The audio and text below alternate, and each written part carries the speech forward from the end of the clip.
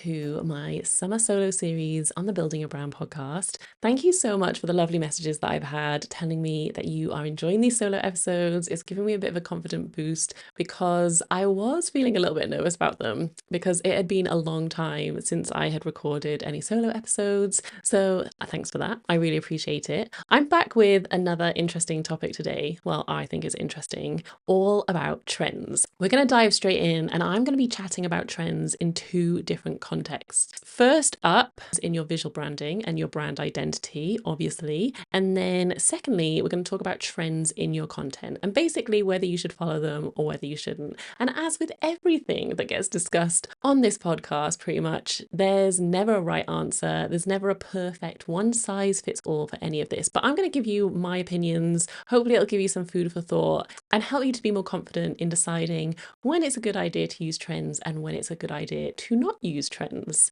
So first up with your visual branding. Now, you've probably heard other designers say, don't follow trends with your branding. And there's a good reason for that, which I'm going to explain. Now, basically, trends don't last for very long. Obviously, it depends what context they're in, but on the most part, you're not going to get a trend that lasts much longer than a year, I would say. So if you create your branding based on a trend, within a year, the trend is going to have gone out of style. And that potentially means that after a year, when everybody has moved on to something else, you are not going to enjoy that trend as much as you did. And you're probably going to feel like you want to rebrand because suddenly everything's looking a bit outdated, everybody else has moved on, you're the only one with this sort of old trend that people aren't using anymore. Now, obviously, there's implications to that. If you are getting the itch to rebrand your business, let's say every 1 or 2 years, that is going to cause you problems. Now, hopefully, if you've been listening to this podcast for a while, or if you've heard some of my content and me talking about branding, you will know that one of the benefits of your visual branding, your visual identity, is that it helps to build trust with people in your business because they see those visuals consistently. And that builds that trust. They see you show up consistently looking a particular way. It also builds familiarity.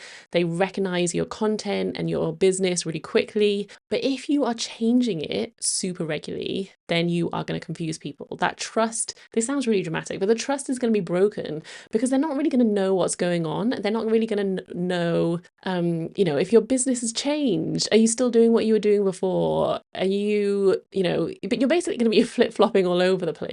And that is going to break down that trust. They're not going to be able to trust that you are going to deliver what you've said you're going to deliver because you seem to be changing your mind all the time. So in your business, you're changing how your business looks all the time. And that is a problem. So that is why I would definitely advise you not to follow trends when it comes to your visual branding. You want to choose something that is going to last for a long time. Now, that's not to say that your branding has to stay exactly the same forever. It doesn't. And it might be that you do little tweaks and you do little refreshes as your business grows and evolves. I mean, there's definitely a scenario where you're maybe going to need to do a rebrand at some point, but you don't want that to be like a super regular thing. You want it to be like a one-off. Maybe it'll happen like twice in your business. And ideally, there'll still be a few sort of visual ties from the old branding to the new branding to create some sort of consistency when you rebrand. So yeah, definitely avoid following trends when it comes to your branding. But there are ways that I think you can use trends. And the way I think it's helpful to think about it, if you think of big brands,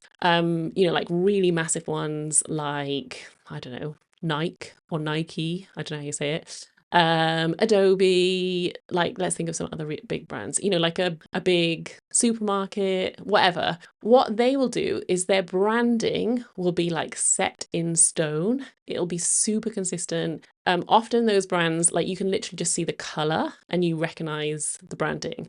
But what they will do is they will have what's called campaigns. So they might have a summer campaign, a Christmas campaign, and within those campaigns, they're almost like little sub-brands. And that's where they can bring the trends in because those campaigns don't last as long. So they can sort of ride a wave, ride a trend. The overall branding is staying the same and consistent, but they can bring the trends in that way. And so I think small businesses can do the same within their business. So it might be that for a particular season or a particular launch or a particular topic that you are talking about, you have a little sub brand. And if it's not going to last for your whole business, like maybe it's going to last for 6 months or 3 months or, however long you're focusing on that thing, then I think it is okay to follow a trend, because that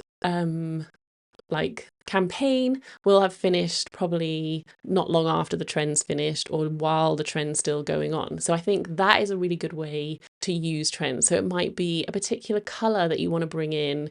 It might be a style of illustration. It might be a particular font that you use for that particular campaign.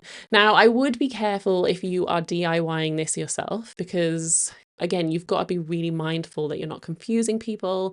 You've got to be mindful that your brand that stays the same is still coming through. It's not like you're ditching it every time you've got a campaign. Like, there needs to be elements of your branding that come through, but you can put your spin on it for your brand, whatever that trend might be. So that's an instance where I think it can work and you can make it work. So that is your visual branding. That is why I wouldn't jump on trends, but a way that you can jump on trends if you want to. I have definitely seen lots of small businesses change their branding really regularly, and honestly, it makes me really sad, and it definitely does damage their brand, and it damages how their brand is perceived. So just be really wary of that.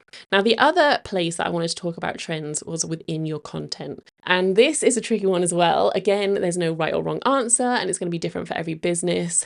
But I see a lot of businesses jumping on social media trends. And I think, again, you need to be careful. I think where it doesn't work is when businesses see a trend, they think it's fun, but it doesn't really work for their business. Or if you're a personal brand like mine, it doesn't really work for that person and their personality. Saying that, I think if you jump on a trend at the right time and it's a really aligned fit for your brand and your personality, it can have an incredible impact and it can work really well. So let me try and give you a few examples. Recently, a friend of mine, Hannah, and I went to a conference and we did a reel, share it in the show notes, where basically we were standing at different points in the conference looking totally deadpan. And we pieced those clips together and it had the text over it, it was something along the lines of told our husbands we were going to a really boring conference and wouldn't have any fun. And obviously we had loads of fun, right? But that was the whole sort of joke of it. Now, that had been a trend. We'd seen other people do it. We'd put our own spin on it. And obviously it was at a very particular event. But what was really nice and why I think it worked really well is that it definitely worked for our personalities and our sense of humor together. So that actually, I wouldn't say it went viral, but it ended up getting a lot of views. People loved it. We had so many messages about it. And I think it was just a really good way of, like I said, getting across our personality and showing the people behind our brands. People enjoyed it. It was fun. I think something to be wary of when you're following trends is some of these trends are actually, they get boring really quickly because so many people jump on them. So that is something that you need to be wary of. You either need to catch the trend early on, or you need to leave a bit of time and do the trend after kind of all the hype has died down. So we did this trend kind of a bit after all the hype had died down. And so it was almost like people were enjoying it again. Because they hadn't seen it for a while. There's definitely been phases where I've been seeing a social media trend over and over and over again. My feed is just full of it and I just get really bored and I just swipe away straight away. So that's when I think trends just really don't work for you. And I also think if you are just trying to shoehorn something in, like I said, that doesn't fit your personality or doesn't fit your brand, that's when it can be damaging. So there are loads of trends that I think are hilarious and that I really love, but they just don't work for my brand. So I just don't do them. I enjoy them and I watch other people's, but I know that it's just not the right fit for me and my brand. So I think you have to really be clear on what your brand is about, what your goals are. Why are you jumping on the trend? What are you trying to communicate communicate by jumping on this trend. Like, don't just do it with this hope of going viral, because if you go viral for the wrong reasons, it can actually be really damaging for your business instead of helpful. So that is something to consider. Always come back to what your goals are, what you're trying to achieve. Is following this trend going to help with that? I think another thing that people often don't consider is what impact it'll have if you are associated with a particular trend. Like, some things on the internet age badly, or just don't sort of take on a life of their own that you can't always predict. So sometimes by jumping on a trend, you could be aligning yourself with other brands or a movement or a sort of ideology that actually isn't in alignment with your brand, that doesn't fit, and actually could cause some harm to your brand. So I think that is something that you need to consider as well. Trends are really fun. They can get really boring. I think you just need to go into it with wisdom, and you need to be selective. And as with everything, really try and put your own unique spin on things. Like, find the trend, see if it fits, if it helps you reach your goals, and then think about how you can make it your own. How can you put your spin on it that makes it really work for your business? So I hope that's been helpful. A very mini episode with just some thoughts about trends. Be wary, but that doesn't mean that you can't use them and you can't benefit from them. And so hopefully these suggestions of ways that you can will help you implement them in your business. I would love to hear what you think. Do you jump on trends regularly? Do you not? Has it ever gone badly for you? Has it ever worked amazingly for you? Come and let me know. I'm at Liz M. Mosley on Instagram, or at Building Your Brand Podcast. I would love to hear your thoughts. And yeah, thank you for joining me for this summer solo series. There will be another episode next week. This is my 7th episode of these solo ones, actually. So we've got another 5 to go, and I've got a whole bunch of topics that I'm looking forward to getting into. So thanks for joining me.